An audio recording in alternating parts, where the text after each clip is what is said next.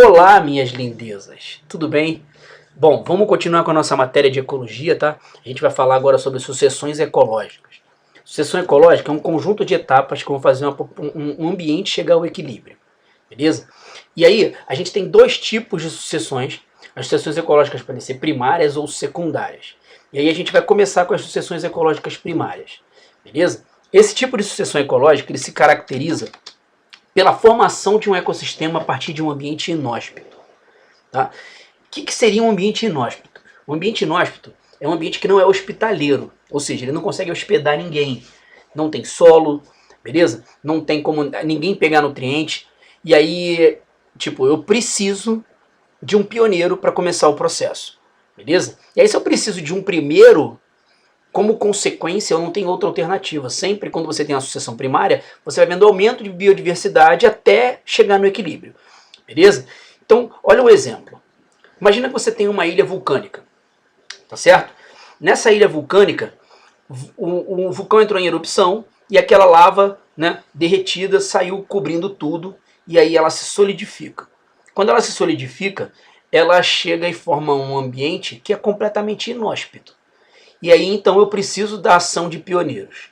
A ação de pioneiros caracteriza a primeira etapa. Na primeira etapa, essa primeira etapa a gente chama de ecese.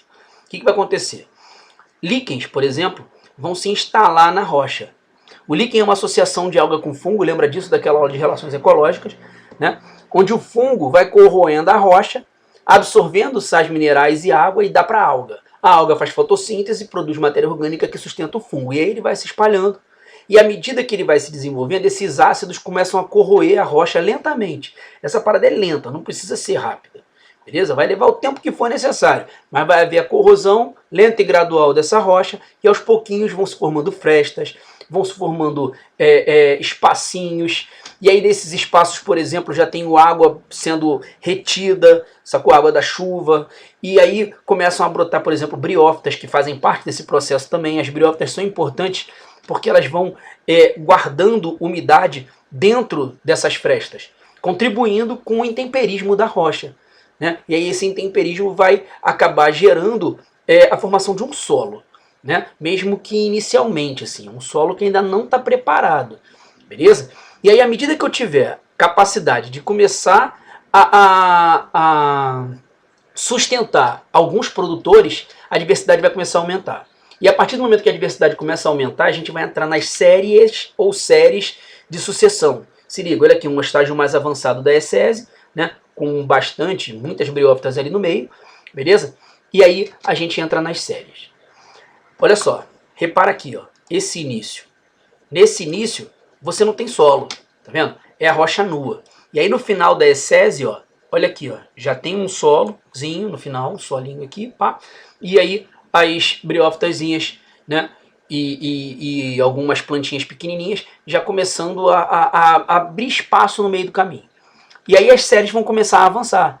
Você já vai ter aumento progressivo de produtividade, porque mais plantas vão começar a chegar. E aí gramíneas começam a chegar, outras plantas pequenininhas começam a chegar, arbustos pequenos. E aí quando o produtor chega, começa a atrair consumidor. E os consumidores acabam chegando trazendo novos produtores. Porque, por exemplo, imagina um passarinho que tenha se alimentado de uma determinada semente em um determinado ambiente, veio voando por ali, olhou lá de cima aquele frutinho vermelho e falou assim, caraca, eu me amarro naquele frutinho, vou ali. Aí quando ele come aquele fruto, ele tipo libera nas fezes dele a outra semente, que já começa a germinar naquele ambiente. E aí o que você tem é diversidade gerando diversidade. Aí à medida que o tempo vai passando, ó, a diversidade de plantas vai aumentando, e se a diversidade de plantas aumentar, a produtividade vai aumentar. Lá no final, o que você vai ter é uma quantidade bem maior de produtores, beleza? E isso vai permitir um aumento muito grande de consumidores, porque vai atrair demais, porque o excesso de matéria orgânica que vai sobrar é bem grande.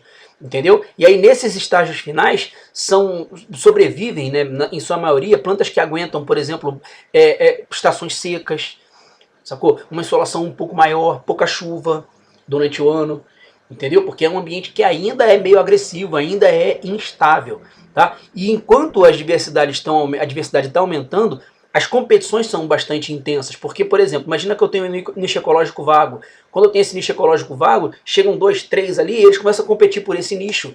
E às vezes um chega para lá no outro, eles começam a conviver até que eles se estabilizam naquele ambiente, até que eu vou chegar num momento em que eu tenho o clímax. O clímax é aquele estágio em que eu tenho a máxima diversidade. Ó. Eu tenho, por exemplo, uma floresta aqui muito bem desenvolvida, sacou? Com muitas espécies diferentes de plantas e muitas espécies de produtores acabam como consequência gerando muitas espécies também de consumidores. Só que o clímax, ele se caracteriza por um equilíbrio entre aquilo que é produzido e aquilo que é consumido. Isso quer dizer que a produtividade líquida é zero, ou seja, não tem excedente.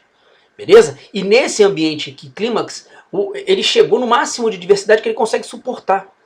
Entendeu? Então por isso que a produção vai ser responsável pela sustentação do consumo. Olha só, esse gráfico mostra como é que a produtividade vai variando à medida que o tempo está passando. Beleza? Aqui você tem, sei lá, um valor V relativo à produtividade, beleza? E aqui o tempo. Tá? Então, à medida que o tempo está passando, a produtividade vai aumentando simplesmente porque a diversidade de plantas e a quantidade de plantas começam a aumentar. Né? Você vai tendo plantas cada vez de maior porte, uma quantidade maior de plantas. Só que ao mesmo tempo que isso acontece, você vai ter também o aumento do consumo. Beleza? Então aqui, ó, só para voltar aqui rapidinho na tela, produtividade bruta é o total, né, da fotossíntese. Ou seja, tudo que é produzido no ambiente, tá? Sem nada retirado. Tudo que é produzido é produtividade bruta. Agora, o consumo é o que está em azul. Aqui, ó.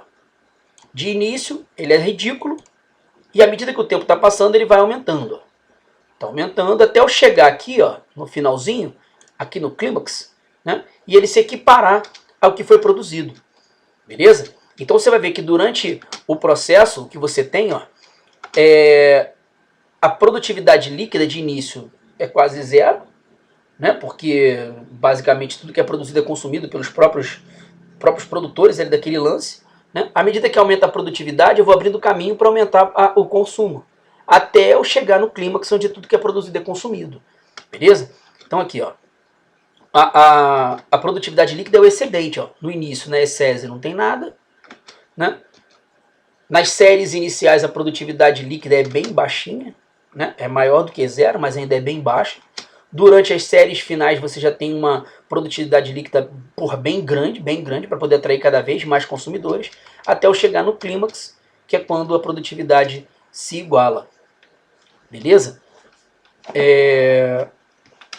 Bom, eu espero que vocês tenham gostado.